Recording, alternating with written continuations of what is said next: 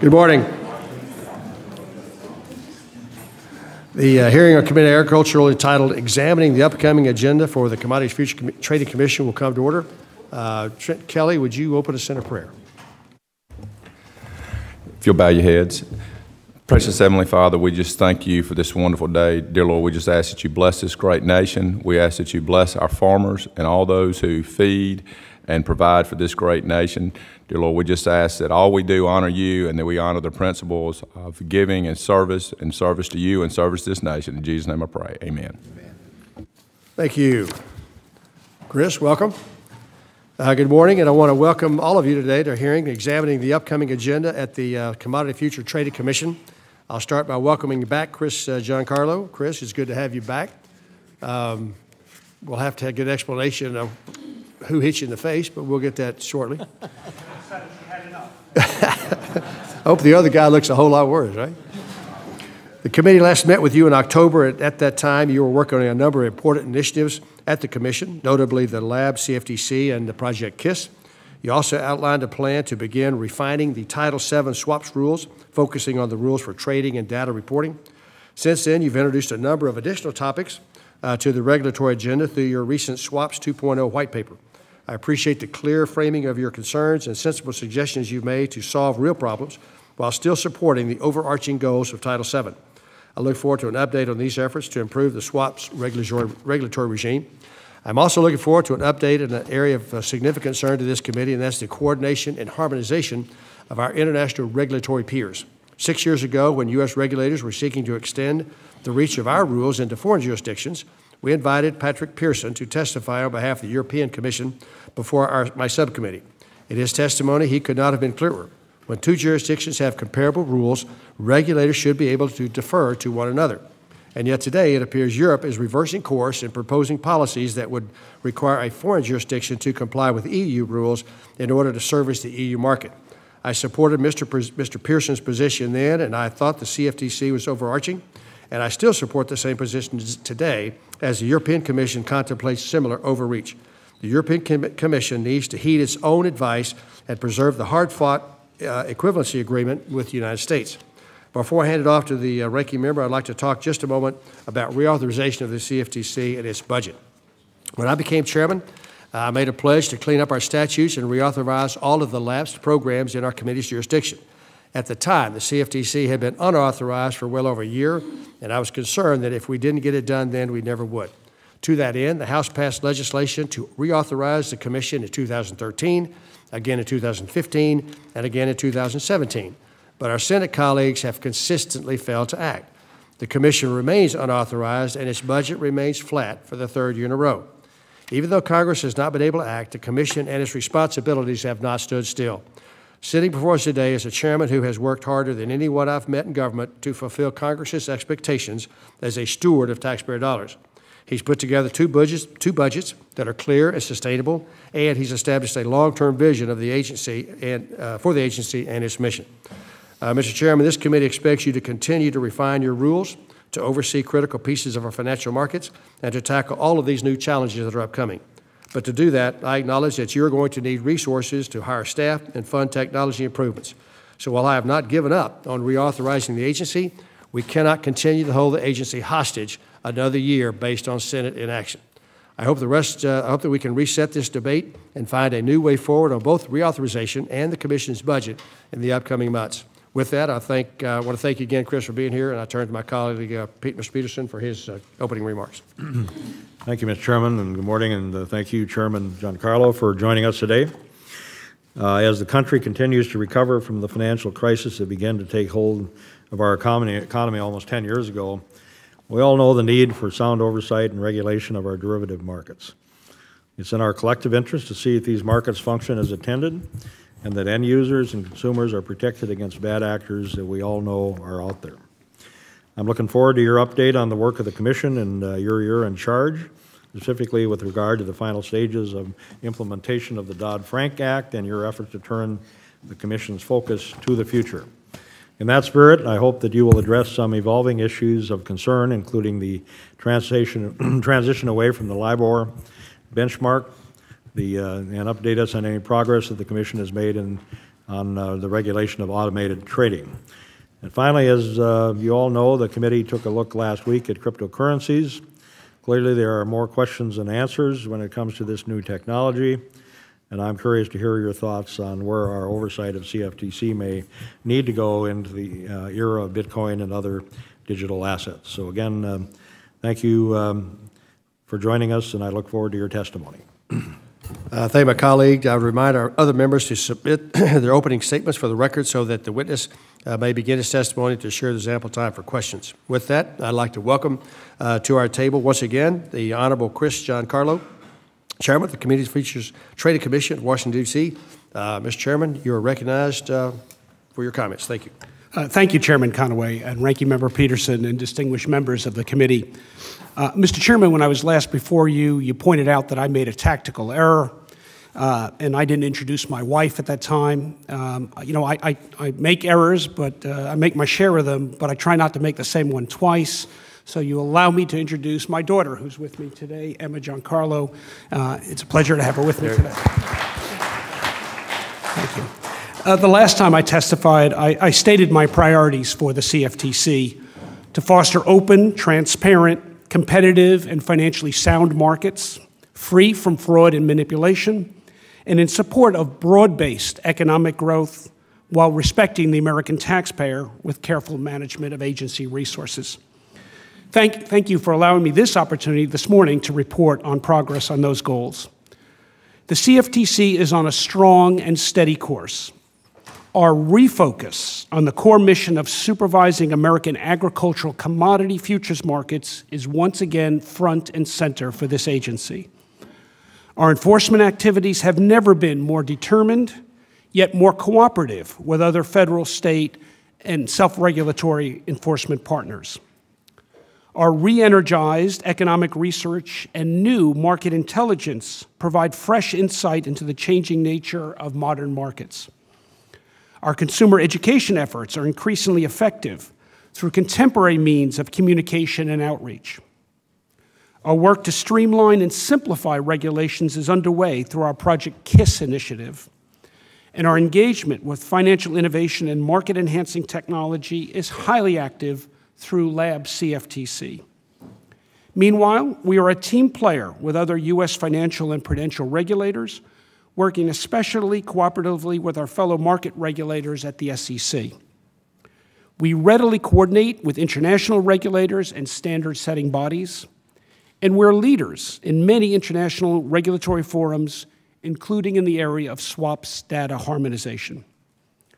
Looking internally, our union relations are sound and productive, employee morale is increasingly positive, and with 2 fine new commissioners, and hopefully 2 more on the way, the CFTC is functioning well and in a collegial fashion. I believe the American people can look upon the CFTC with satisfaction in terms of taxpayer value, effective oversight of U.S. markets, and thoughtful development of public policy for the digital financial markets of this early 21st century. As members of this committee know, futures and swaps markets serve at least 2 critical roles in American agriculture and the broader U.S. economy. First, they allow America's farmers, energy producers, and manufacturers to quantify and transfer the risks of production to parties willing and able to take that risk, thereby stabilizing costs. This benefits all parties, including American consumers, who may never get involved in derivatives in the first place. And second, these markets resolve market imbalances efficiently by providing reliable and fair benchmarks for commodity prices and financial indices. American markets for commodity futures and other derivatives are vital national interests. CFTC-regulated futures exchanges and clearinghouses are amongst the world's most robust and resilient. Even in the face of extreme volatility, as we saw this past February, CFTC-regulated clearinghouses have been able to successfully take on and manage risk, enabling valuable risk transfer to support and stabilize our broader American financial markets. That is why, to avoid market fragmentation, regulatory confusion, and market protectionism, American markets must continue to be regulated under U.S. law by federal regulators overseen by this committee of Congress. In closing, with the proper balance of sound policy, American regulatory oversight, and supervisory deference by our overseas regulatory counterparts, U.S. commodity derivative markets will continue to evolve in responsible ways.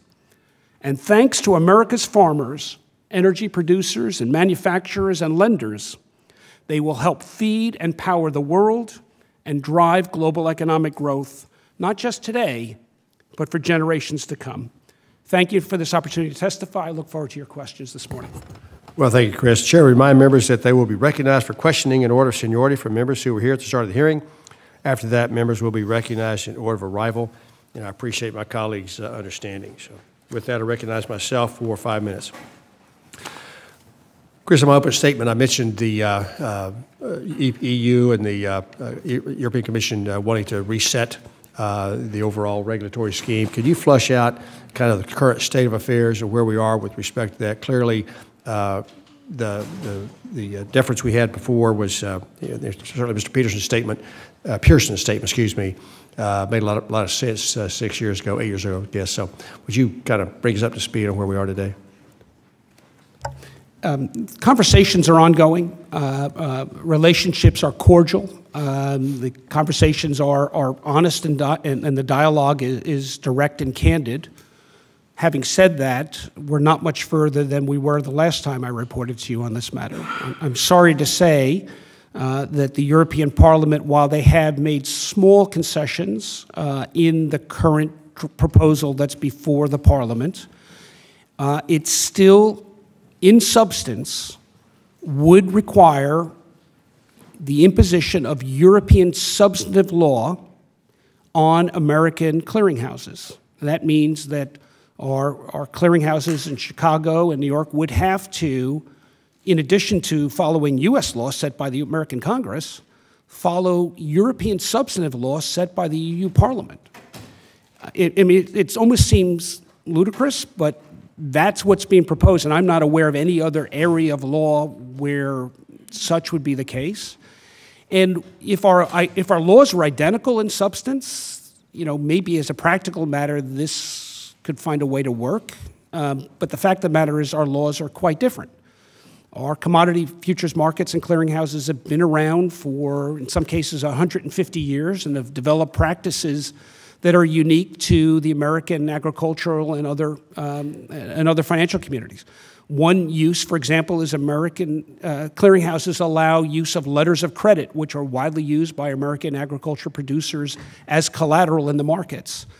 European law does not permit that. But at heart, one of the things that I find most troubling is that when you speak to our European counterparts, they'll tell you that what drives a lot of this is their frustration that a few years ago, the London Clearinghouse produced a haircut, or what's called discounted the value of certain collateral that was posted. And the Europeans felt that a political decision should have been made not to discount that collateral because it concerned European bonds. Well, American practice is to never impose political decisions on the use of collateral by clearinghouses.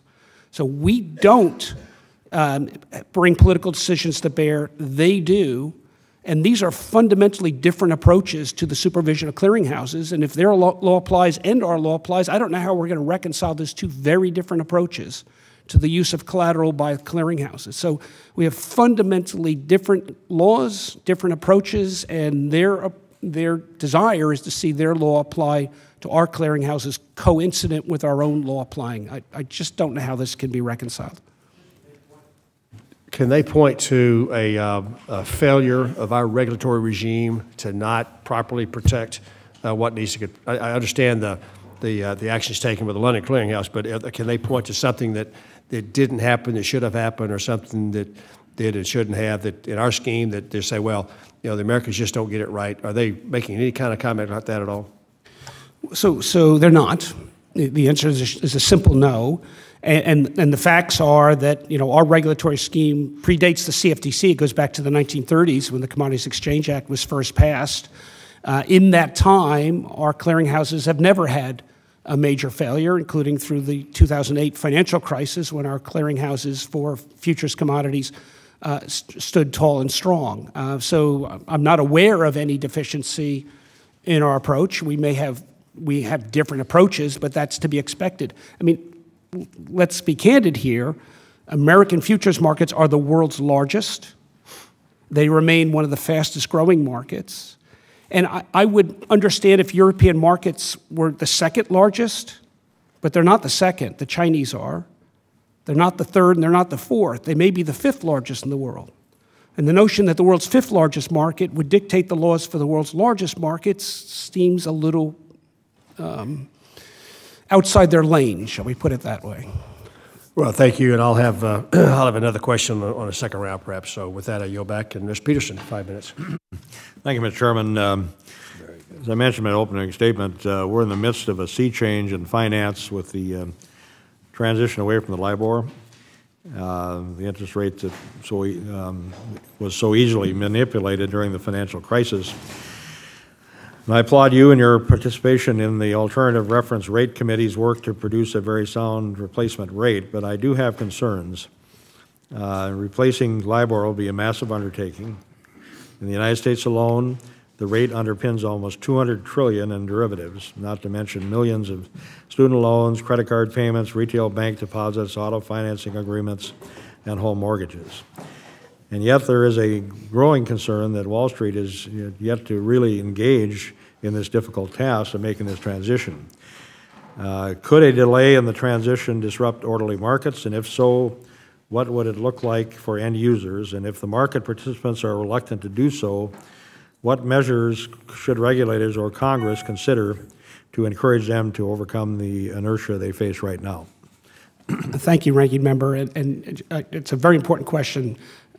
But I just also want to just express my condolences. I know you lost your dad recently, and I haven't had a chance to express that. I lost my dad 3 years ago, and never far from my mind, and I'm sure that's the case for you as well. This Libor transition is a very important matter. As I'm sure you know, what's happened is when Libor first grew, it was based upon a marketplace where the major global banks funded their overnight funding requirements. It was an active market that was a primary market for that overnight funding. In the 30 or 40 years since, that market has really diminished to not even a secondary or third source of funding. Banks now fund their operations through repo markets, to the point where the Libor market is not a real market anymore. And so Libor rates are really not based upon trading activities. They're based upon educated suggestions, educated, I don't want to say guesses, but professional judgment, shall we say, of a few banks. It's only down to a handful of banks. Many of the banks that were supplying Libor rates for years have dropped out, and the remaining banks wish to get out, but the Bank of England and the Financial Conduct Authority in the UK has required them to stay in for a limited period of time. So this is not driven by a desire to move away from Libor. It's based upon a recognition that Libor is no longer a true market. And yet, Libor as a rate, as an institution, as you rightly point out, runs through so many of our financial contracts, everything from home mortgages to student loans. So it's vitally important that that huge infrastructure be based upon a real sound marketplace. And so global regulators in the UK and the US, which are the major users of the Libor rate, over the last few years, and it's been a nonpartisan thing, it was actually my predecessor, Tim Massid, who originally worked on this committee, what's called the ARC Committee, the Alternative Reference Rate Committee, representing the Cftc, and supports the shift away, as does Governor Powell, the Fed, as does the chairman of the Bank of the governor of the Bank of England, as well as the chief executive of the Financial Conduct Authority. We all recognize that something as important as Libor cannot be based upon professional judgment. It has to be based on a real marketplace. Now, all the concerns you raise, I share. Knowing we need to do something doesn't make the task any easier than it is. It is a tremendously difficult task. And I do want to commend my fellow commissioner, new commissioner, Commissioner Benham, who is using our Market Risk Advisory Committee at the CFTC as a way of fleshing out some of those very issues you mentioned. I also think it's vitally important that, also as you mentioned, that we take this discussion beyond the sort of Washington-New York corridor here in the United States and get out into the country, into banking districts from here to the other coast, north and south, and make people aware that this change is coming and what it entails, and work through the various issues. I cannot minimize, it would be foolish to minimize the complications and the difficulties that this task entails, but it would be far more foolish to do nothing about it and allow this large institutional LIBOR to rest on such a thin and diminishing foundation. Thank you. Thank you, Mr. Chairman. Gentleman yields back. Mr. Lucas, 5 minutes. Thank you, Mr. Chairman. Chairman Giancarlo, one of the issues I've been supportive of and even co-sponsored legislation about is making sure that bank capital requirements do not unduly interfere with client clearing. And I want to recognize that you have also supported that goal and that your agency's economist recently published a paper showing how capital requirements, specifically the leverage ratio, is impacting market liquidity, the distribution of risk in financial market, and access to key market infrastructure such as central clearing. I'm concerned about the lack of an offset for client clearing margin under the leverage ratio. Have you had conversations with your prudential regulatory colleagues about how the leverage ratio is negatively impacting the markets? Yes, I have. Active conversations. Do you think the banking regulators are finally understanding this problem and potentially we might get some action? Yes, I do. I've had some very good conversation with Vice Chairman Quarles at the Federal Reserve on this point, and I believe he appreciates it. In fact, we spoke just as recently as 2 weeks ago, and although he's got a large docket of tasks there, I think it's something that will be on their to-do list. I'm hopeful. You recently signed an MOU with the SEC stating that it will lead to greater harmonization of the Title VII rules. I very much appreciate your affirmative actions on this. Can you give us your priorities for harmonization and what the likely time frame for these efforts might be with the SEC? Yes. So, as you know, harmonization with the SEC was an affirmative commitment under Dodd-Frank. I don't think, though, it reached the right level of prioritization, and Chairman Clayton and I, both upon taking office, decided to make it a priority of our work. We have a very active harmonization committee that meets regularly and has developed a laundry list of issues. And I would put them into two categories. Some are simple practical ones, such as where registrants have to file two separate forms with each agency for a lot of the same information. Can we get that onto one form and one filing? Other areas are, can we harmonize margin requirements for similar or same products? Those are things that we're actively engaged on, and I hope to have some good news on that in the weeks and months to come. Others are more long-term, such as you know, Dodd-Frank assigned about 90% of the over-the-counter swaps market to the CFTC and about 10% to the SEC, and can we get some greater harmonization with some of the core requirements of swaps execution, swaps reporting, and swaps clearing? Some of that will take longer range work, might take some rule changes, and then there's another range of issues that might involve other and some of the prudential regulators. But all of these are on our to-do list, and I'm really optimistic that we're going to make some progress in this area. Thank you, Chairman. And speaking of rulemaking complexities, some rules in particular, and you mentioned Dodd-Frank, mandate a large number of agencies to weigh in. This sounds like a recipe for needless complexity. The Volcker Rule is one such rule, and I will note that the House has passed a bill this year designating the Fed as the primary regulator on that. But in your space, the margin rules require, by my count, no fewer than 7 regulators. I realize it might curtail the CFTC's participation in some instances, but does it make sense to your view to have one regulator per rule? So I have two minds of this. I think 7 is certainly unwieldy, and it makes the challenge difficult. My concern with one is that there's often a different perspective of market regulators, such as the CFTC and the SEC, and prudential bank regulators, such as the Fed or the OCC.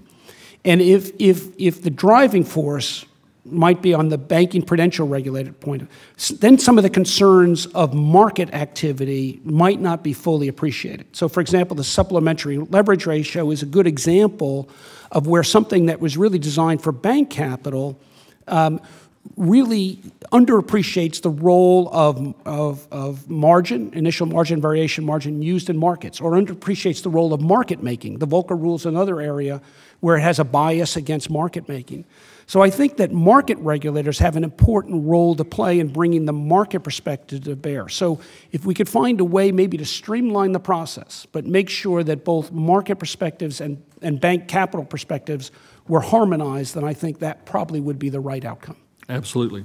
Yield back, Mr. Chairman. Jim yields back. Mr. David Scott, 5 minutes. Thank you, Mr. Chairman. Welcome, Chairman Carlo. It's good to see you again. Last time we visited, you and I talked about cross-border. And I want to get an update to that. It appears to me that the United States and the EU have come to an agreement that appears to be good for the United States and the EU in being able for American and European businesses to do good business together. But let me ask you, is it true that with all of what's happening over there now, the EU wants to throw this agreement out the window, which would really undermine your authority? Give us an update on that, will you? You know, Chairman Massett, and I must give him all the credit in the world for his painstaking negotiation over close to 3 years with the EU to reach the agreement that was reached 2 years ago now, in June 2016, with the EU on clearinghouse equivalency.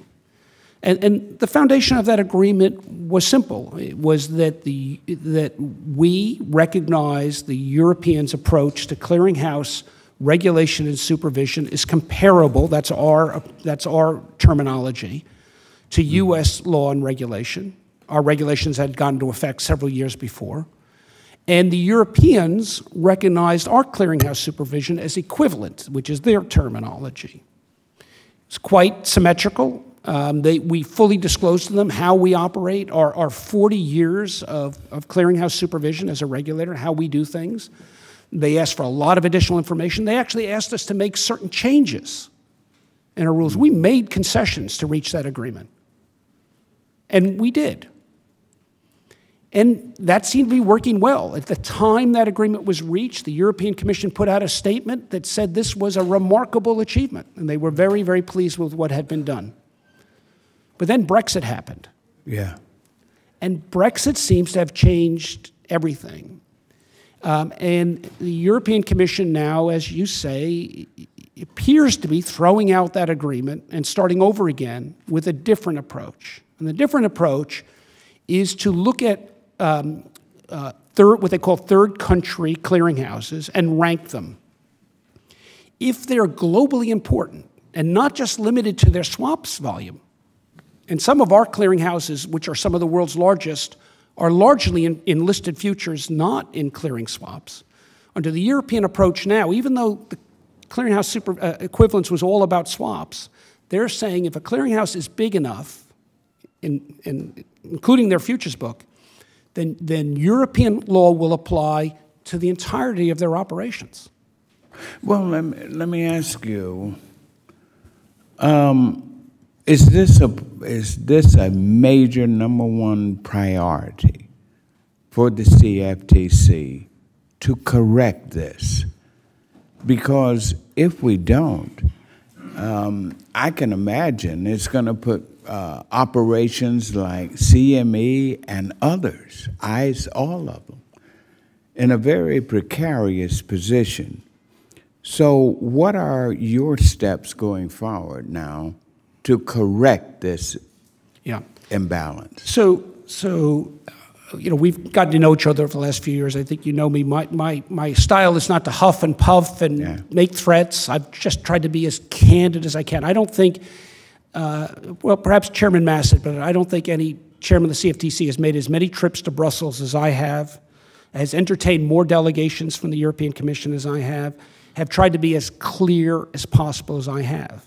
But to answer your question, if all of that doesn't convince them otherwise, I think the way this would play out would be Europe would come to us when they've passed their legislation at some point, probably after Brexit, and say, look, our law has to apply to your clearinghouses. And I would say, look, under our Constitution, that's just not going to happen. And I think their next step would then have to be to tell European firms they could no longer use the services.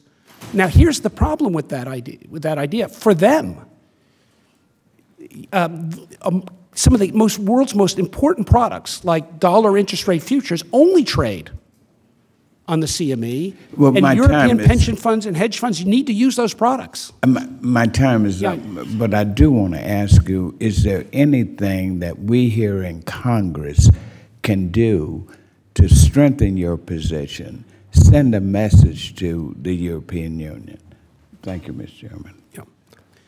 Well, Chairman Conaway, you pointed out that the European Union has been contradictory just by their own words before this committee. I think the sense of this committee has been very clear. Certainly this issue has no partisanship. Both Republicans and Democrats have been uniformly strong on the issue. Yeah, that's correct. The administration has been as well. The President of the United States I know is concerned about this issue as well. So, as well as Treasury, as well as the Fed. So the United States government across the board is unified on this issue. And I've made that very clear to Europeans. What I was starting to say is if they continue to press this issue, it's their firms that are going to be hurting the most because they will be cut off to access to products that there are no substitutes for in European markets. Thank you for that extra time, Mr. Chairman's time expired. Mr. Gibbs, 5 minutes. Thank you, Chairman. Thank you, Chairman, for being here, and thank you for your holding steadfast on this EU issue. Some of it's been answered already, but I just want to highlight it a little bit. You said it really kind of came to the surface with Brexit, right? Correct? So I guess my first question is on this. Where's the United Kingdom? What do you think is going to happen with them on this? Are they going to hold steadfast in the United Kingdom on this issue? Because that's, they're part of that. So one of the things that I think is vitally important in my conversations with officials in Brussels is to make clear to them that we take no sides in their dispute over Brexit with the United Kingdom. And I think that's vitally important. Yet I will tell you that aside from this issue, I'm increasingly concerned about a unresolved Brexit, which is looming. I mean, it's next March, with no clear outcome in sight. There are billions of dollars of bilateral swaps contracts between British and EU counterparties that my understanding is if there's not a resolution, those contracts will be thrown into legal doubt and jeopardy. And I'm concerned that Brexit could have a systemic risk impact on the global economy if there's not a clearer resolution of it. And so this CCP issue is part of a broader concern of the failure of both sides to the Brexit debate to reach a measured and a mutually satisfactory relationship here. And it seems like a lot of brinkmanship. Again, I don't want to be critical of either side. I think it's important for American officials to stay out. But we do have our own markets to be concerned about. We do have concerns about the global economy if there's not steps taken to resolve this in a more, I think. Well, I think I agree with you. What the EU is doing is outrageous. Just quickly on all the trade talks going on, how's that intertwined with this? Is there connections, or what you see in that? You know, undoubtedly, the issue of trade it adds to conversation, sometimes creates heated exchanges, and I think it's very important for public officials like myself and our dealings with the Europeans to take away from some of the heat. I just came from a 2.5-day conference in Salzburg, a global conference with my European counterparties, in which we had a very good dialogue on some of these issues and took some of the heat away. But there's undoubtedly that, and I know that members are going to want to talk about the impact of trade discussions on our ag markets, and that's something we're also watching very carefully as well. I've got another question, another area, dealing with the allegations by the U.S. aluminum end users about serious irregularities exist in the reporting by Platts to determine the price of the Midwest premium in aluminum trading. Since January, it's up 140%.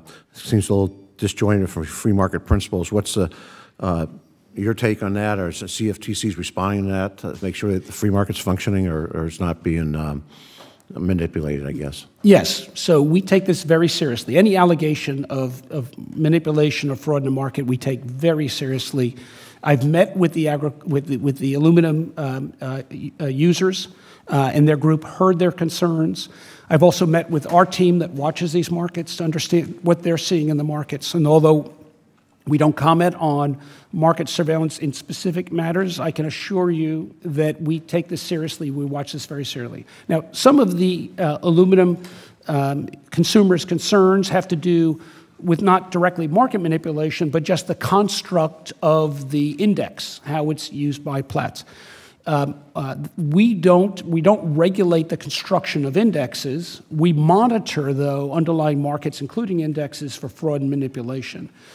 What I think is important to know is that if it's a matter of fraud and manipulation, we monitor that very carefully daily. We take it very seriously. We meet with groups like the aluminum consumers to make sure we understand their concerns and then follow up.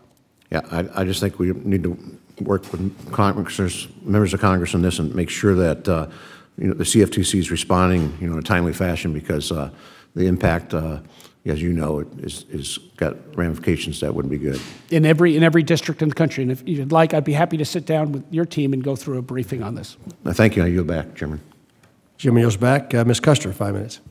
Thank you, Mr. Chairman, and to Ranking Member Peterson for holding this hearing, and thank you, Chairman Giancarlo, for being with us again. Nice we appreciate it.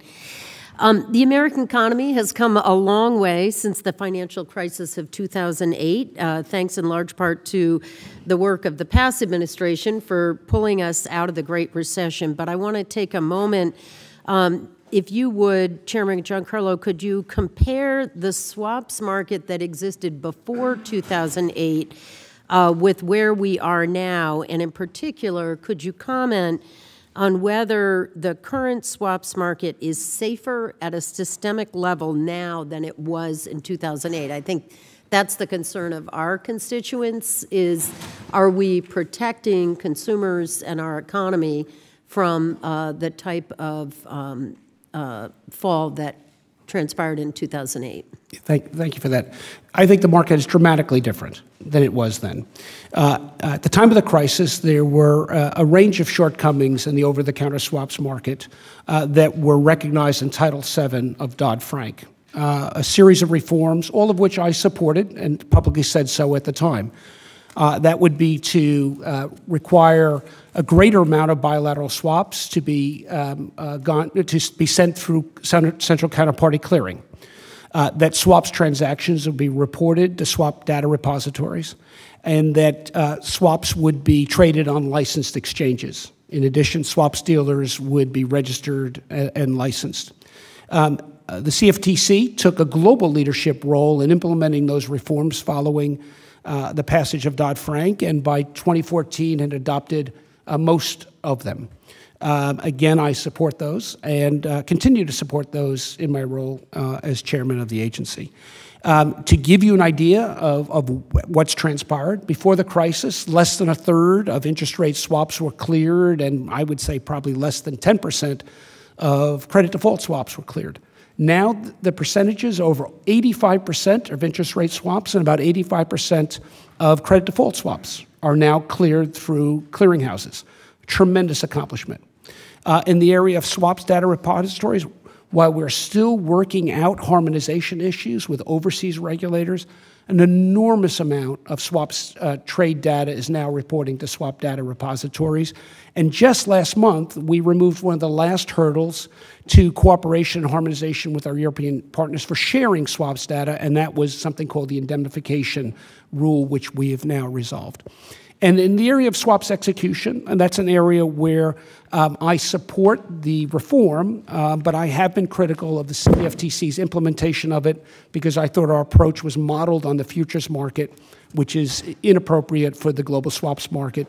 They're different markets and need different approaches, but more importantly, because the approach the CFTC took didn't conform with Congress's requirement that there be flexibility in the modes of execution. However, I support the reform, continue to do so today. In the area of dealer registration, that is largely complete. The only issue is what is the de minimis cutoff, and that is something we recently proposed a final rule on that. So, on this, on all of the core 4 reforms, I remain a supporter of them. They are largely in place, and I think that the swaps market at least, is a safer place today than it was at the time of the crisis because of those reforms. Thank you. Very articulate, succinct, and almost plain English for our constituents to follow, so I appreciate it. It's a complex area. Thank you for leading to the de minimis reform. Yes. And I wanted to just focus in on that. What do you believe would be the impact if the proposed role to tailor the compliance requirements? My understanding is that, let's see if I could follow this, $10 billion in trading assets and liabilities would be known as significant activity, $1 billion to $10 billion moderate activity, and below $1 billion limited activity. Is this designed to allow the CFTC to focus your oversight on the larger actors? And how can I reassure constituents that we're not going to take our eye off the ball of oversight of actors that are quite active? Okay. In the markets, if you could. It's the right question, so thank you for asking it. With regard to dealers, swap dealers, what we're talking is what is the cutoff below which they don't need to register? Above $8 billion, we've captured all of the Wall Street banks. Okay. They're in the tens, if not the hundreds of billions, so they're captured. The question right now is whether we lower the threshold from $8 billion to $3 billion. We have done an analysis that if it drops from $8 billion to $3 billion, we're going to capture less than 1% of the activity in the market. But the ones we would capture are local utility companies, small ag trading firms, and small and local banks that trade at a de minimis amount, but we won't really capture them because I've met with many of them. What they say is, if you drop the level, we'll just drop our activity level. Right. And so what does that mean for producers? It means they're more dependent on Wall Street banks, not less. And that's why I've come to the conclusion that it should stay at $8 billion, because we're not capturing any more Wall Street banks. We're just going to capture small lenders who they themselves won't register as swap dealers. They will then drop their activity level and really reduce their presence in the market. Thank you, and I apologize to the chair. I yield back. Gentlelady's time has expired. Mr. Austin Scott, 5 minutes. Thank you, Mr. Chairman. Mr. Chairman, as you know, Dan Gorfain testified last week at a hearing here, and I want to follow up with you on kind of what started last October when you outlined your plans for Lab CFTC for us. At the time, it was in its infancy, just a few months old, but it held almost 100 meetings, as I understand it, at that stage with individuals. Can you share more with us about who Lab CFTC has been meeting with and what the goals are, what they are talking about? Thank you so much. And so the numbers now are well over 200 engagements with innovators, and the innovators run the gamut from your classic small startup all the way to large financial service providers that may be 20 or 30 years old and are now looking how these innovations will help them modernize their operations. So Lab CFTC is really our front door into this new regulatory fintech developments in the marketplace, and it's so important to us to be able to understand these innovations that are coming down the pike so fast. The CFTC Research Modernization Act, in your written testimony, you mentioned the importance of the CFTC Research and Development Modernization Act. It's been introduced by several of us on the committee. Can you give us a couple of examples of how that would actually help you do a better job at the Commission? Absolutely, and I want to thank you for that legislation. I remember when you and I first talked about this problem, and I want to thank you for listening. In my work on the Commission, I've been approached, and our staff's been approached even more by some of the most interesting innovations taking place. They call these proofs of concept or beta tests of some of the new technology, especially in the area of blockchain, where there's 6 of the world's major banks, some of service providers, and some technology shops coming together to build a prototype of a blockchain system for trading credit default swaps right in our jurisdiction, or for bank payments or other areas. And they've approached us and said, hey, CFTC, why don't you participate in this proof of concept? Why don't you put a team on the ground in New York or San Francisco, wherever it is, to observe? Why don't we actually create a node in the blockchain that will be the CFTC regulatory node where you can see everything that's going on the blockchain? And I say, love it, we're going to do this, let's make this happen. And I go back and I sit down with our general counsel, and he says, no, you can't do that. Why? Because that would be a gift to the agency, and we're prohibited from taking gifts. And then I said, well, then let's just, what's the dollar amount? Can we use it from our budget? No, because it will need to go through an appropriations process. So they'll need to compete with other firms. And by the time we go through all that, this thing is already launched. What your bill would allow us to do is to participate in those programs and to accept that position without payment so that we can learn, so that we can be understanding. And let me tell you why it's so important, because we're falling behind. Just 2 days ago, the Bank of England announced that they're putting in a new bank-to-bank payment system in the UK, and it's going to be blockchain compliant. And they've had the last 4 years under what they call their Project Innovate to participate in all these blockchain beta tests that we've not been able to participate in, and they've been able to get comfortable with the technology, and they're now incorporating it. So I feel like we're 4 years behind, because we do need to test it. We do need to understand it. We need to see how it can help us do a better job as a regulator before I then come to Congress and say, okay, we do need money to build something to buy it. First, I want to be able to understand how it works and get our team and our people really conversant with it. So your bill would be very, very helpful to what we're trying to do. Well, thank you for that. And the sharing of data is technically considered a gift, and the sharing of information is technically considered a gift today. And that's where the challenge comes in when you have this new technology that's in the development stages, and you have a regulator that needs to be able to understand it. If they share it with you, technically, that would be a violation. I look forward to working with you on that, and thank you for your service to our country. Well, thank you, and I thank you for really listening, because this is a big concern of ours. You've been very responsive. Thank you. Thank you. In that vein, if that blockchain process was already in place and running full speed, could your agency demand that you have that node as a part of the access to it to regulate it? And that would not be a gift at that point, right? Yeah, we would probably need some, I'd have to take what authorizing legislation we might need. It would fall in the same category as just demanding that folks share other data with you on trading. We do have subpoena authority. That's probably the wrong way to get involved in one of these things by going with a subpoena, but That's just the weird, ironic thing is that after the horse is out of the barn, you could probably go in with the existing authorities, but trying to be in on the front end, we've got a problem. With that, Ms. Plaskett, 5 minutes. Thank you, Mr. Chairman, and thank you, sir, for being here this morning. my colleagues, of course, have touched on a number of issues that I wanted to address with you.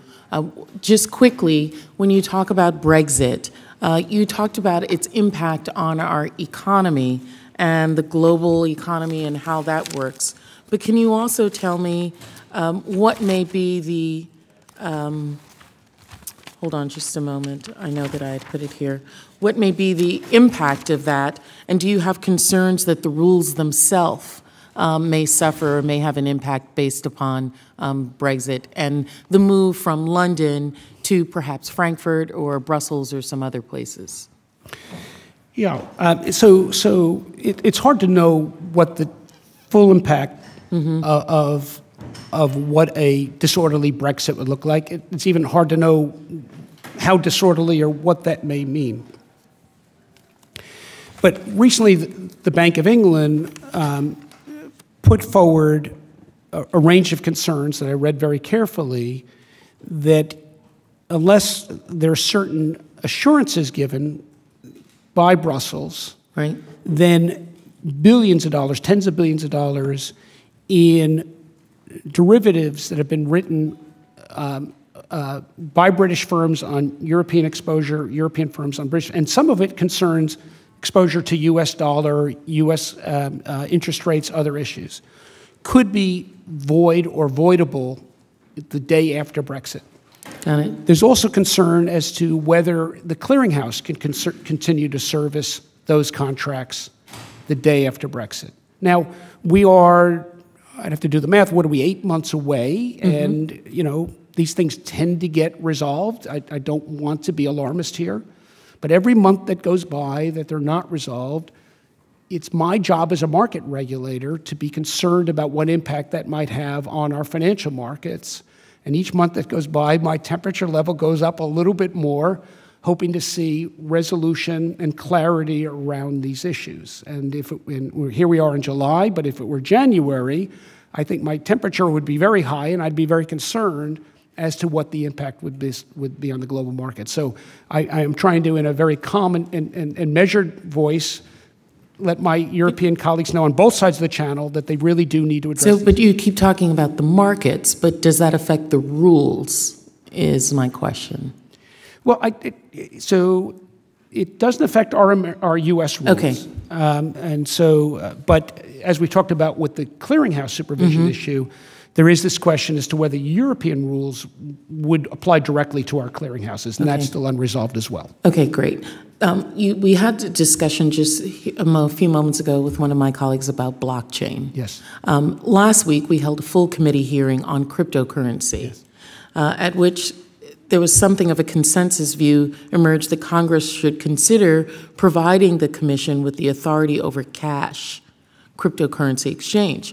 Now, in your testimony, you're asserting that CFTC doesn't have jurisdiction, but given that consumer protection concerns at issue at these markets and the vulnerability of these markets, these exchanges, to cyber attacks or fraud or abuse, do you believe that Congress should expand your jurisdiction to require those markets to register? So let me, first of all, I'm going to clarify our jurisdiction, and then if I may respond to your question. Great. So we do have we have jurisdiction for fraud and manipulation in those underlying markets, and we've been very assertive in using that jurisdiction for fraud and manipulation. So we have enforcement jurisdiction. What we don't have is jurisdiction that we have over our futures exchanges to set standards by how they handle customer accounts, cybersecurity, all the things that you just expressed rightful concern with. So if Congress were to consider jurisdiction, it would be in that area. I'm not in a position yet to advocate a grant of jurisdiction to the CFTC, and I have a range of concerns around that. For one thing, it historically has not been the role of the CFTC to set these type of requirements for cash markets, for spot markets. We have historically been focused on the derivative market with enforcement action against the underlying, but not to set the standards. And so there'd be a change in precedent and change of the agency's orientation that I'm not ready to say that to advocate for. Secondly, I think there's a broad public policy conversation around these markets and what should be the role of regulation. You know, in our great commodity futures markets, They were around for 100 years before the CFTC came along, and they set their own requirements, and they policed themselves for a long time before regulators came in. Did they do it well, though? I think for the most part, but at some point the maturity level reached where it was appropriate. And I just wonder what's the right time. So the point I'm making is there may come a time the federal government to step in. The question is, what is the time? You know, we talk, the amount of ink that's devoted to cybersecurity far outweighs their real role in the economy. I mean, it's a tiny marketplace. I mean, the total capitalization of all cryptocurrency in the world is probably less than one publicly traded company, major, big board company. So it's not a big marketplace. I think maybe, the best model that I like to point to is the 1990s when a Democrat White House and a Republican Congress worked together around this new thing called the internet, and it took a first do no harm approach. Regulation came slowly, let the technology evolve. I think we need to stay close to it, we need to be careful, but I think we can allow it to develop a little bit before necessarily we run in with regulation. But we need to stay close to it, and we are at the CFTC. Okay, thank you very much. I yield back. Gentlelady's time expired. Mr. Crawford, 5 minutes. Thank you, Mr. Chairman. And thank you for being here today. I just kind of on that, Mr. Chairman, can you explain why the European Commission is considering altering the terms of the Equivalence Agreement with the United States? Yeah, as I remarked to Congressman Scott, I think it's largely driven by Brexit.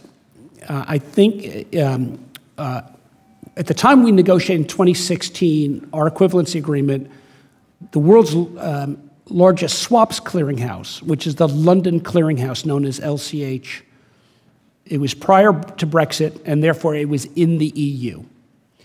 I think the prospect of Britain leaving and the London clearinghouse leaving the EU has caused the EU to really focus on how do they oversee what they call third country clearinghouses, because following Brexit, LCH will have gone from being in the EU to being out of the EU, and therefore how do they regulate that? And I get that. I've told my European regulatory counterparties, let's have a conversation about what the right role is for supervising LCH, because it is systemically important when it comes to interest rate swaps to the EU and to the United States. Just for an example, about 35% of what LCH clears is euro-denominated, but about 45% is US-denominated, US dollar-denominated. So I understand they've got a concern, we've got a concern. Let's talk about LCH. But I don't know how they then go from there to saying that, oh, and by the way, we're going to move beyond our 2016 agreement and also apply the same direct oversight to your US domestic clearinghouses, which in the case of the Chicago Mercantile Exchange, don't do a lot of swaps clearing. Let's shift gears just a little bit, move into the ag space. In your testimony, you mentioned that panelists addressed the importance of crop insurance as a critical risk management tool for growers and the role that futures markets play to crop insurance. I wonder if you can elaborate on the relationship between crop insurance and using the futures market as a risk management tool. Are there things ways we can make sure that the two work more cohesively? That's a great question. I've thought a lot about it. They're not direct substitutes for one another. Crop insurance covers things that you can't get a derivative for or use a future on, and there's futures for things that you can't get crop insurance. But they do have a complementary relationship, and sometimes they can be substitutes for each other. And sometimes I'm concerned that the success of the crop insurance program has perhaps taken some of the retail component producers that might otherwise use futures markets out of the futures market. And I'm a big believer that healthy markets are markets with a lot of diversity, everything from small retail users all the way to big institutional traders. And when I talk to American farmers, I'll often hear I'll ask a young farmer, I said, do you use the futures market? And they'll often say to me, no, my dad did, or my granddaddy used those markets. I don't use them.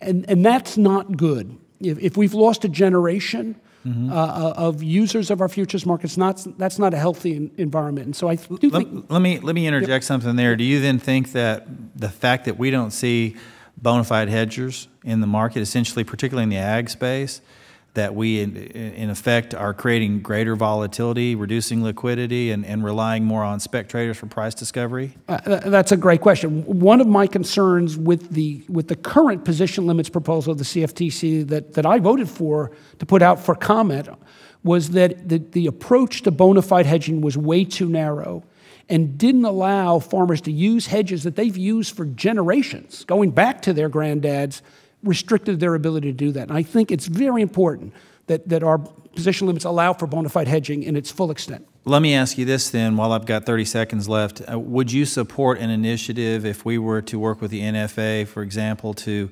authorize a Series 3A brokerage, a limited brokerage limited to strictly ag hedging to incentivize greater uptake from those end users in the ag space? You know, I haven't thought about it or seen it, but I think it's a very promising idea. Why not have something tailored for ag hedgers? Why not? Okay, great. Thank you so much. I appreciate your time. I yield back. Jim yields back. Mr. Evans for 5 minutes. Thank you, Mr. Chairman. Last year, you announced an expanded self-reporting and compliance approach to enforcement. Can you please provide us with an update on that policy? Has it led to a resolution of a greater number of enforcement cases? And has it been effective thus far? And what needs to improve? Yeah. So thank you for the question. You know, I pledged the day the White House announced my nomination there'd be no let-up on enforcement at the agency, and there has been none. This year alone, we have brought 13 manipulation cases, and the year's not over yet, and that's a record number of manipulation cases, and the previous record was set last year at 12. We just brought a $475 million settlement against one of the world's global banks for market manipulation. So we have been very aggressive, and I view the self-reporting case, which, by the way, came out of the Obama administration, Justice Department, as another vehicle for being able to bring bad actors to market. Traditionally, our enforcement actions came from three sources. Those cases we uncovered through our own research, those that were referred to by other law enforcement agencies, and those that came from our whistleblower program. All of those vehicles for uncovering wrongdoing and bringing enforcement remain fully functional and the source of many successful actions. But the fourth vehicle is now self-reporting. And that is that if companies uncover misbehavior, they bring it to us promptly, they take effective actions to end the practice they uncover, and they be full open kimono disclosure to us of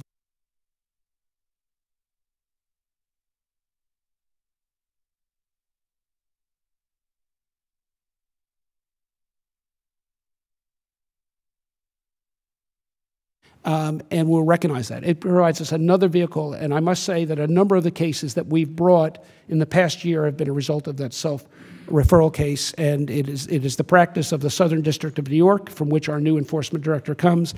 As I say, it was the practice of the Obama administration, and it was adopted at the CFTC on a bipartisan basis. My fellow Democrat commissioner at the time, when we adopted that policy, fully supported it. What needs to improve? Well, we need more resources, and it's in our budget to additional resources. And I'll tell you where we really need it on the enforcement side. It's in quantitative analytical skills. I was just in Chicago. I met with our enforcement team there and met with the guys that do the quantitative analysis of trading data. It is very sophisticated information that they're looking at, and we need people that have quantitative skills to analyze trading data to find misbehavior in the market so then we can take enforcement action and go after it.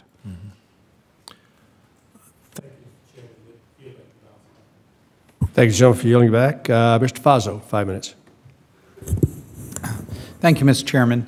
Mr. Giancarlo, thank you for your service, and I appreciate your leadership of the agency. Recently, the Vatican issued a bulletin on the question of credit default swaps and derivatives and their supposed manipulation of the marketplace, and the bulletin raised a number of questions about the efficacy of these financial instruments.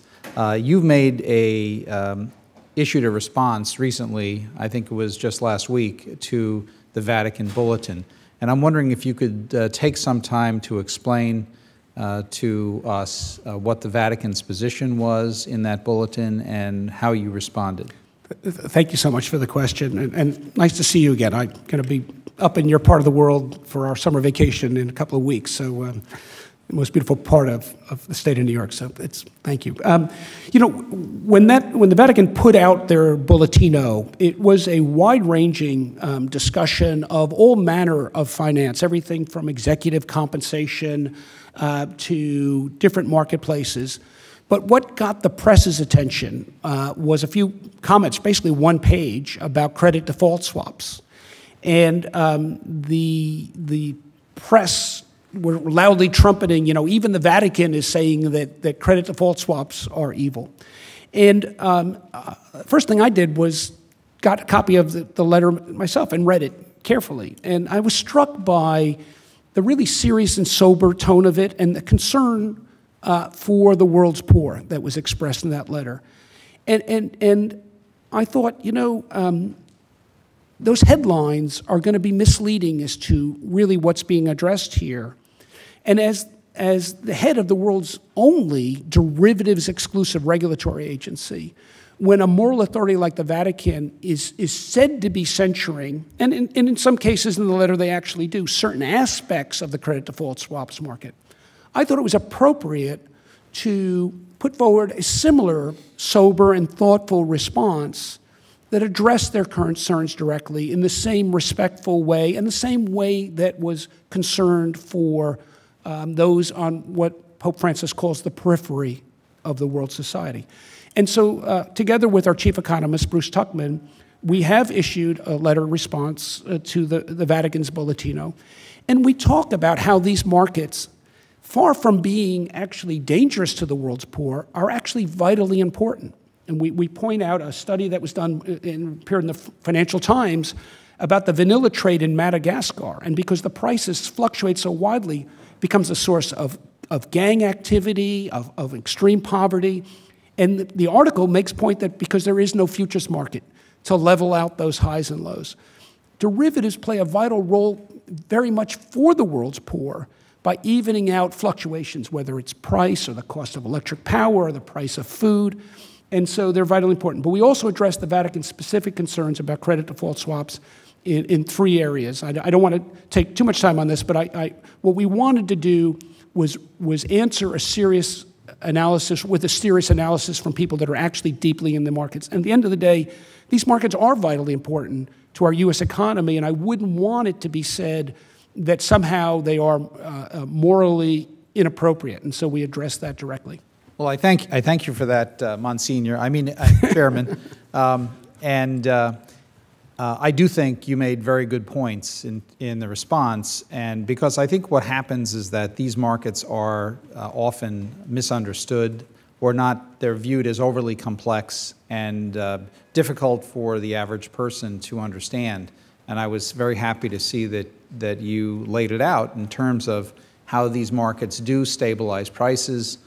They provide price certainty for producers as well as consumers, and I think that's a vital role, and I applaud you for taking that opportunity to clarify this issue. So with that, Mr. Chairman, I yield back. Thank you very much. Thanks, Sir. Gentleman yields back. Mr. Soto, 5 minutes. Thank you, Mr. Chairman. And Chairman Giancarlo, it was great to rock out with you at the Rock and Roll Hall of Fame event a while ago. You're very talented. Thank you. So are you. But on a more serious note, I wanted to talk a little bit about President Trump's tariff strategy.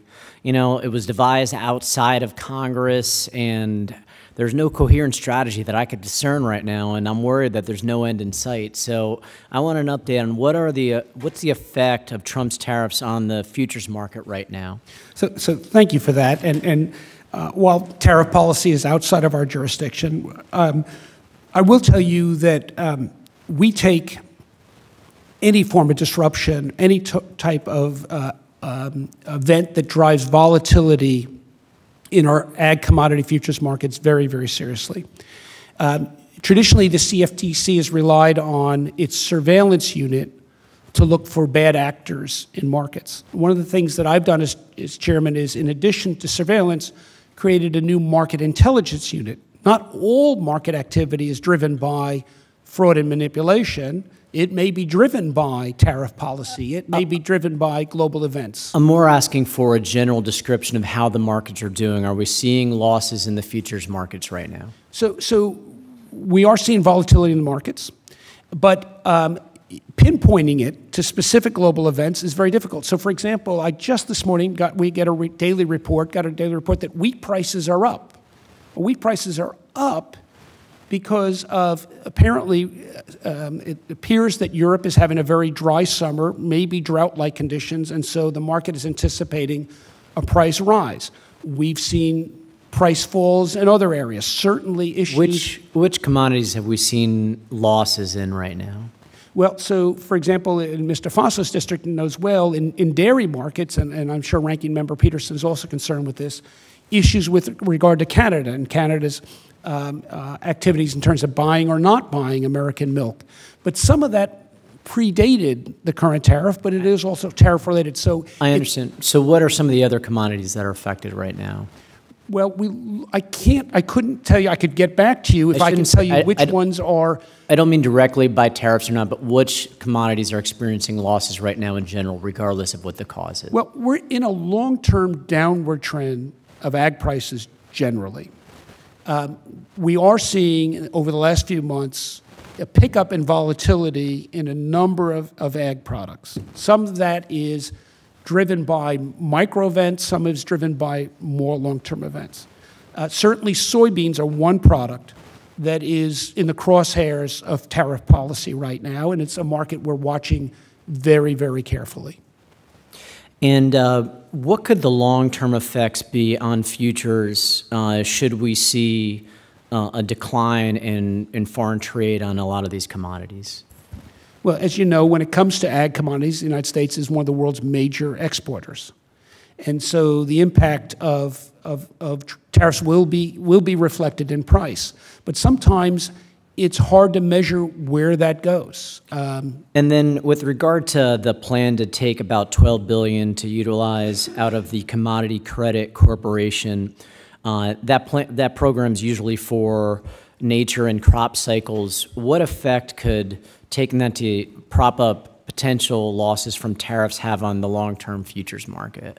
I'm only reading about that in the headlines. I don't have any agency analysis to respond to that. We could take a look at that, and if we find something, get back to you. That would be helpful, because I'm concerned. I've been told that it may be deemed an improper subsidy under the World Trade Organization and could affect us in other ways. With my remaining time, we talked a little bit last week about how cryptocurrency could actually be a currency, a future, a commodity, or a security. But I'm worried if we gave jurisdiction to all four traditional organizations that regulate those, that we could have burdensome regulations. So if we gave the CFTC primary jurisdiction over all these various facets and the funding to do it, do you think that y'all would be able to be up for the job? CFTC is a great agency. I can't imagine many jobs we're not up for. I will tell you, though, that we're not traditionally a retail market regulator. The SEC's chops on the retail side are probably more well-honed over the decades than ours in that regard. As I said to Representative Adams, this is something that I think we should take a cautious and step-by-step approach to. As much ink has been shed on cryptocurrencies, it's still a relatively small market.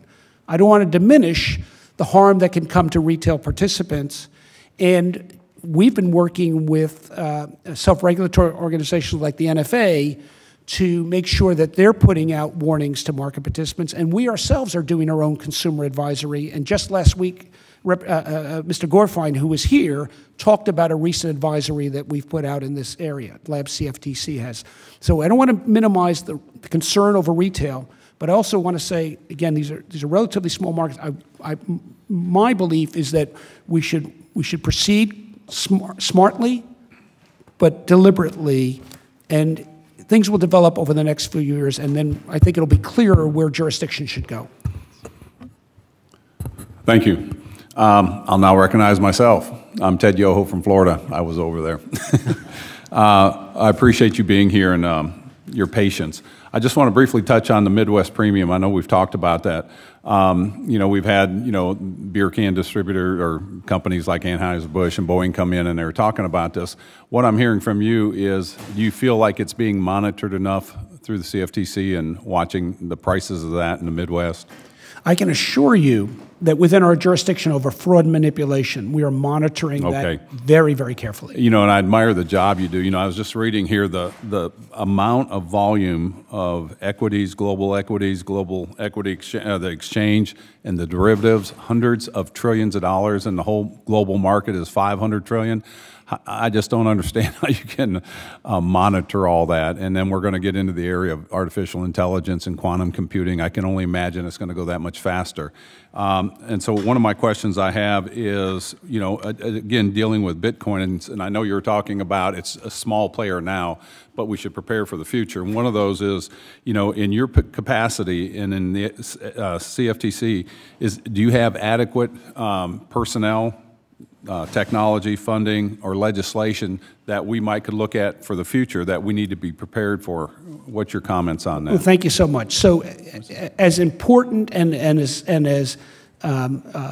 interesting as cryptocurrencies are, in the scheme of things, far more important from an agency agenda point of view, I believe, is those other markets that are measured in the tens of the trillions, not on a notional value in the hundreds. Right, and I want that to translate to that market too. And I'd like to share with this committee where I believe this agency needs to go long after I'm gone in the next 10 to 20 years. You know, and that's really what we need to prepare for is 10 to 20 years from now, and we do it today to be prepared for that. Well, the CFTC needs to become a data analytical agency on a par with Google and eBay and Facebook. I mean, their ability to analyze, you know, trillibytes of data and see patterns in it and understand what's going in the market, we need to have that same capability. We need to go from an analog-based analysis of data, humans analyzing data, to automated big data analytical engine. And that is going to take money. But that, if you know, these markets are big and they are vitally important to the United States. It really is. I mean, that's an investment in our future. And you know, when I heard you say we're 4 years behind, that just shows more urgency that we need to do that. I'd love to get more information on, and we'll reach out to you. Let me ask you a question about the end user reforms. Yep. One particular type of end user discussed at length in your white paper is a financial end user. Yes. I have a few questions about that versus the regular end user.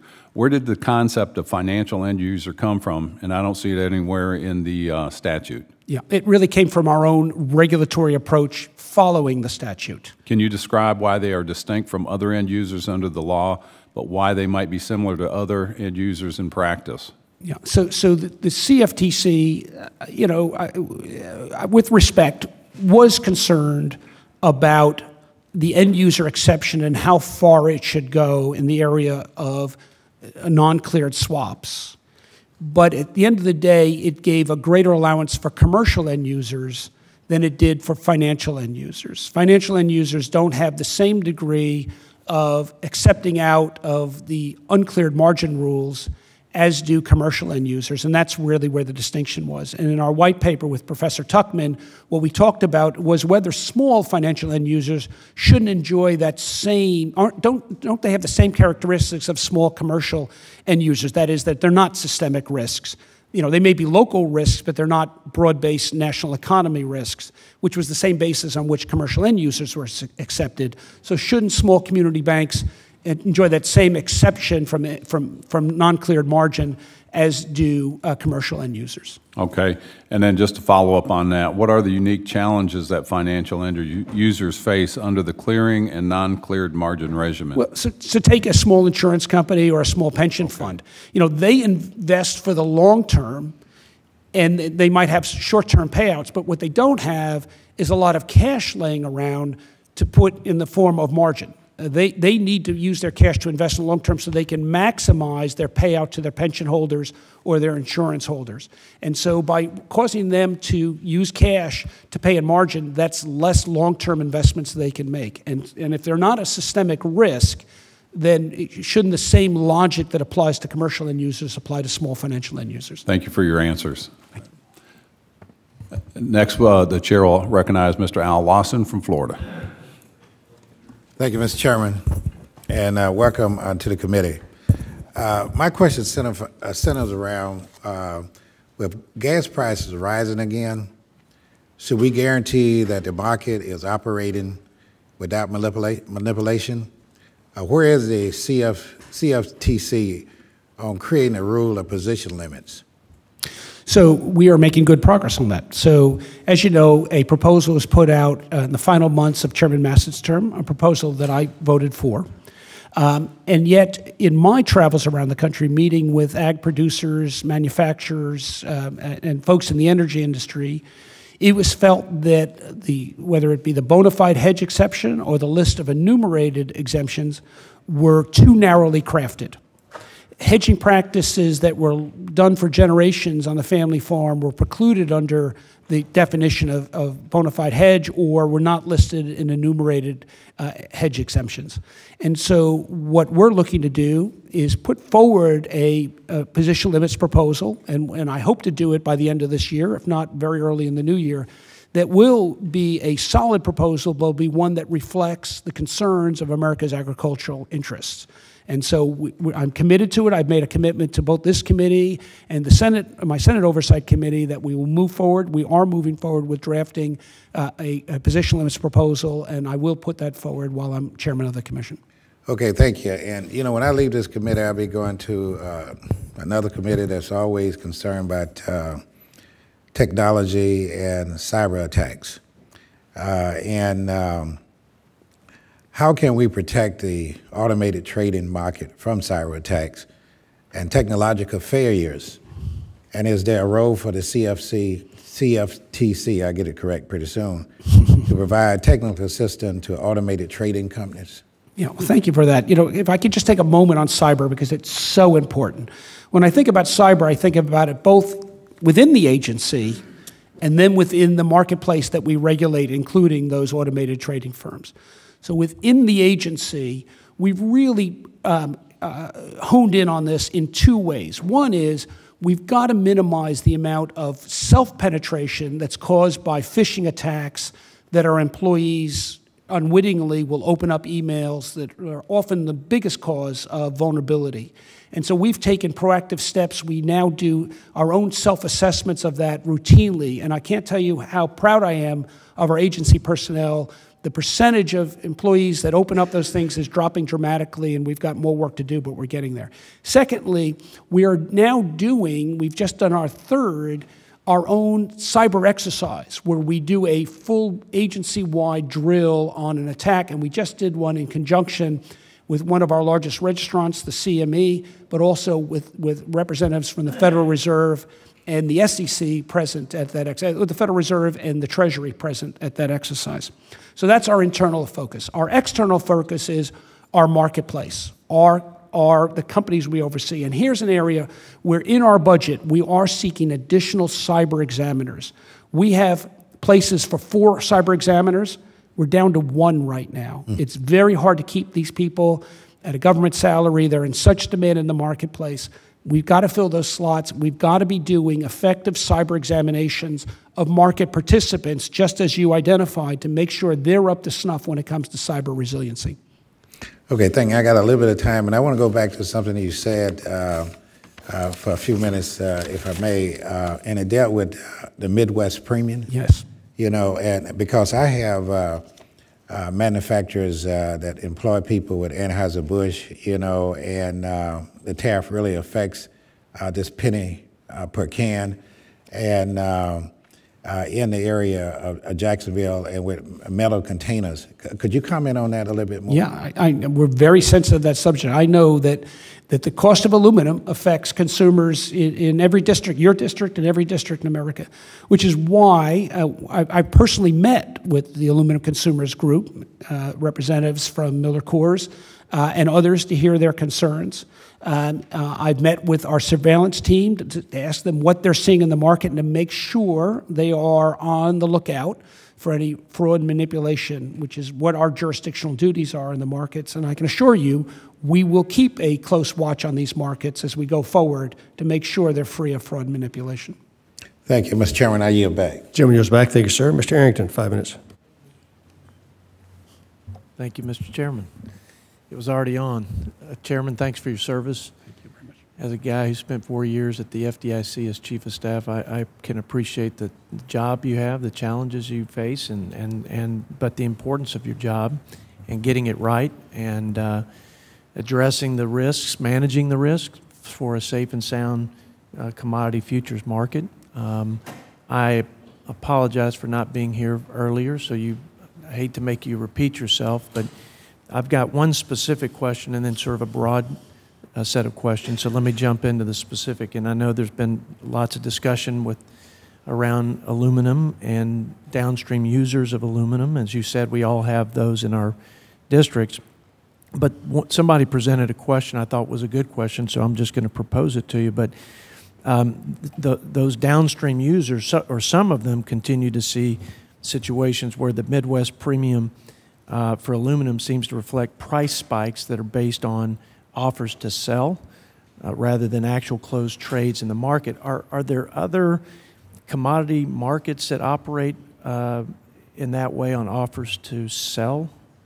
And could you explain that? Yeah, sure. So what they're referring to is the way that Platts formulates their index. In fact, I had this very conversation with the users group. Their concern is that, or their objection, is the way that index is formed. Now, the U.S. approach to benchmarks is to not dictate how index providers do their calculation, provided it's free of fraud and manipulation, and provided they're clear as to what their methodology is. Other jurisdictions, the Europeans, for example, their approach is to dictate every element of what goes into a benchmark. I was thinking about this just the other night. You know, years ago, I took the British driving test. I had my U.S. license for 20 years, and I considered myself a good driver. And after 2 lessons, the instructor said to me, he says, "You're going to fail the test." I said, "What have I done wrong? I haven't hit a cone. I haven't got out." He said, "No, but you're not driving in the prescribed manner. There is a British manner of driving, and you're not doing it." And it's a different mindset. We in America don't tell benchmarks providers how they must do it. We just say that you got to tell your consumers how you're doing it. If they want to use your service, they will. If they don't, they don't. Europe purports to tell benchmark providers how to construct their benchmark. And even if it's a perfectly accurate benchmark, if it's not constructed the right way. I'm sorry for this long detour, but what I'm concerned here is that there's a desire, what we're hearing is not that this benchmark might be manipulated, but it's not being built in a way that satisfies those who consume it. And that's not within our jurisdiction. Now, if Congress wants to dictate how benchmarks are constructed, that's for Congress, but that's not something we have the legal authority to dictate how the benchmark is put together, provided that it's free from fraud and manipulation. Yeah, I think what was expressed to me, at least, is that if you have just offers to sell as one of those metrics that, or the main metric, that it could artificially inflate the price. But let me go to a broader, high-level question, because this is important for me. If you've already said it again, I apologize. But what are the big things? We used to get this question: what keeps you up at night? I mean, what are the 2 or 3 big risks that you're focused on, that we should be focused on, and then what do you need that you don't have to manage those risks? from Congress? So we just did a full-blown cyber exercise in Chicago, as I said, working with the Treasury, the Federal Reserve, and one of our biggest operators. And it was very successful. I was very proud of the team. I must say, though, that night I lay in bed and I literally did stay awake worrying about a major cyber attack on our markets. Because we worked with one of our most responsible operators, the Chicago Mercantile Exchange. You know, they had their act together. And I sat there, thought about all the lesser market participants that don't nearly have the resources, don't nearly have their act together, and if a bad actor tried to take advantage of it, the harm would cause. So cyber is absolutely my biggest immediate fear. I've expressed some concern with a hard Brexit. I mean, we're still 8 months away, but as we get closer and closer with no resolution, I do worry about the impact that that can have on the global economy. And then finally, more broadly, as I said earlier, we do need to transform the CFTC, and I think many regulatory agencies from analog-based regulators to really digital-based, automated. We are dealing with massive amounts of market data, and the challenge is, are we really seeing the telltale signs of what that data is telling us in time to be able to do something with it? Gentleman's time expired. Mr. Lamothe, 5 minutes. Thank you, Mr. Chairman. I find myself in a similar situation, Mr. Arrington, having just arrived here recently, so I apologize if any of this is duplicative. I hope it goes in another direction. So thank you, Mr. Giancarlo. A couple things I'd touch on here. A week ago we had a hearing about cryptocurrencies and digital assets, and we're all perfect experts on that now with Bitcoin and everything, but the possibility of regulating them as securities or commodities came up on that. So I just wonder what your thoughts are on that with doing that, and with the SEC, is there any duplicative effort with other agencies that would be harmful to that? So what are your thoughts on having that be as a regulated as a security or commodity? So I want to actually give you some assurance on one account, and that is that the work, the coordination between ourselves, the SEC, and the Treasury on crypto assets and cryptocurrencies is remarkably good and remarkably active. I would say that the CFTC and the SEC, we have a working group between ourselves and the SEC, and they speak weekly and on everything from enforcement actions in the cryptocurrency space all the way through to jurisdictional issues. So, and then the Treasury, under Treasury Secretary Mnuchin, has set up a working group that has now got 6 different work streams and a group of agency regulators involved in that. So there's a lot of coordination going on. There's a lot of thoughtfulness going on. At the same time, we are working with a statute, in the case of the CFTC, that was written in 1935. In the case of the SEC, was written in 1933 and 34. You know, there was no such thing as cryptocurrencies or even digital assets back then. And so we've got to look at these statutes and find the core meanings in them and apply them to something that doesn't apply. But that's what we should be doing. I mean, similar to the Second Amendment that we're using muskets back when that was written, right? Well, some of those arguments you hear, yeah. Exactly, but you can discern within it what was the core purpose, and that's what we seek to do. And I think responsible regulators should, need to do that. I don't, I think there's some people out in the Twitter space that would make it look like there's some great deal of confusion, but there's not. We're working with what we got. I think we are facing up to it. We're quite proactive about it. We've got strong working groups. We've been very strong on the consumer education side. I think we've been effective on the enforcement side. We are putting out pronouncements. The SEC put out a very, I thought, forward-looking statement by Mr. Hinman out in San Francisco a few weeks ago about an asset class called Ether. We've been outspoken. So I think we are moving at a pace that is reasonable for what is still a very small asset class, one that is developing rapidly, but still a very small asset class. So you think you're keeping pace with its use and people's comfort with it? I think we are. I mean, I think we're facing up to this challenge. It is complicated, and these asset classes are themselves morphing and changing rapidly, and we need to keep pace. But But I think we are where we should be at this point in time, and we're on it. Okay, let me jump to another thing. Thank you, Chairman.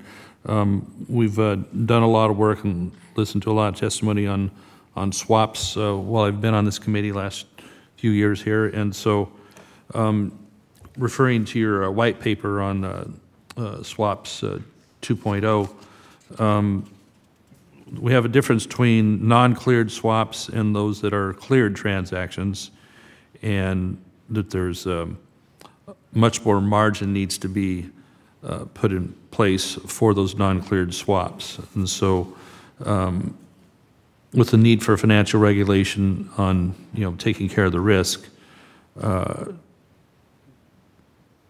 changing the framework for doing so would require a great level of concurrence with many other financial regulators. And so in order to change the emphasis from the non-cleared margins. Yep. Okay, so that'll be pretty difficult. What would you see as the better framework for having the non-cleared requirements be simplified or streamlined and still not upset the balance with all the other regulatory interests involved? Yeah, it's very challenging. So if you look about the whole swaps reform effort as I do, like the first version of a piece of software, in the first version of any software, there's what they call hard plugs. There's simply things they put in to hold a place and they would get to later. In the area of uncleared swaps, there's a very rigid hard plug that says on all margin uncleared swaps, you use a 10-day margin requirement. You assume that the swap would take 10 days to liquidate. Well, that's a very broad assumption that actually is kind of out of thin air, because some swaps... Let me jump in. We have a 4-year experience with current Cftc framework, regulatory framework on that. So are we still at that infant stage on non-cleared? Or well, I think we're at a stage right now where we can replace some of those hard plugs with real live calculations. But exactly as you say, the challenge now is you've got regulators here and regulators abroad that we need to harmonize with. So it is a difficult one, and which is why I find white papers so important to be able to get the point across, win the battle of ideas that make it then easier to then do the legislative and the regulatory process necessary to... You feel comfortable we have that framework in order to move that direction already vetted or out there on the table? Well, at the global bodies, there are bodies like the Financial Stability Board and IOSCO, which provide a forum for this. Here in the States, we have our own FSOC, and then bilateral dialogue that I engage in regularly with my fellow regulators. Okay. I'm over time. I thank you for your indulgence, Mr. Chairman. Time has expired. Thank you. Chris, let me ask one more question while we still have you. In your white paper, you talk about a number of clearinghouse-related issues, and last year, in the wake of our hearing on clearinghouses, we talked to you at length about systemic risk and liquidity facing clearinghouses. One of those issues that received a little bit less attention is the role of a regulator in either facilitating the recovery or the resolution of a troubled clearinghouse. What should be the role of government when a clearinghouse has failed or is on the verge of failing to be able to make good on settlement obligations? Two related questions is why should a regulator step in, and probably the more difficult is when. So if you could walk us through some of that.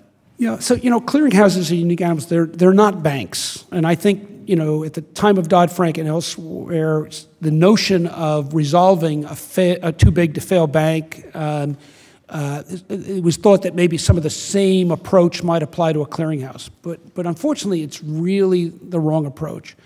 Clearinghouses, as I say, are not banks. They don't have a bank-like balance sheet. They don't have long-term investments and short-term funding needs. They're matched books. Their balance sheet is relatively minimal, their own balance sheet. But what they do have is collateral that in a short-term liquidity crisis they might need to convert to cash. So they might have a short-term, overnight or daylight need for collateral conversion assistance that can be provided by the government.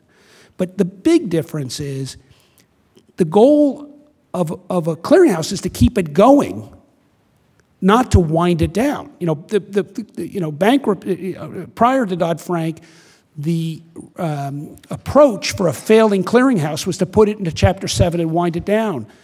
that's the wrong approach, because you've got billions, tens of billions, maybe trillions in some cases, of bilateral exposures in that clearinghouse.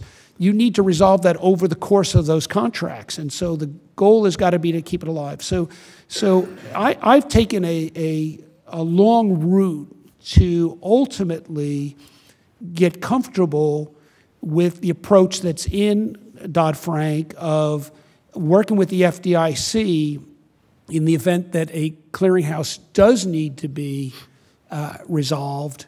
But spent a lot of time with the FDIC, with former Chairman Grunberg, and now with Chair McWilliams, to help them understand the unique nature of what clearinghouses are and how they need to be kept going, not wound down, to support orderly market activity, which will be vital for the recovery of an economy after a financial crisis.